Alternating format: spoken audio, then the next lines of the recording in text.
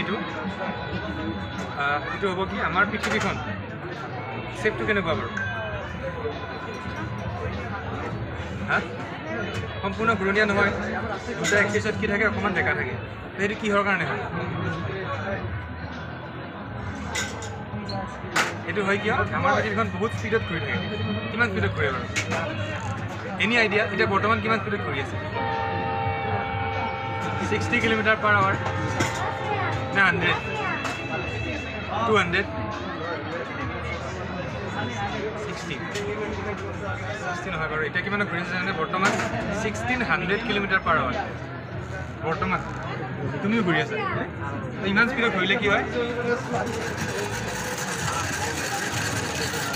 কি হয় এইটো ওপৰৰ ফালে উঠি আছে এক্সিছ দুটা দুইফালে তাৰ কাৰণে অকণমান চেপেটা বুলি সম্পূৰ্ণ যে ঘূৰণীয়া নহয় পৃথিৱীখন ঘূৰি থকাৰ কাৰণে এইটো সেই দ কোৱা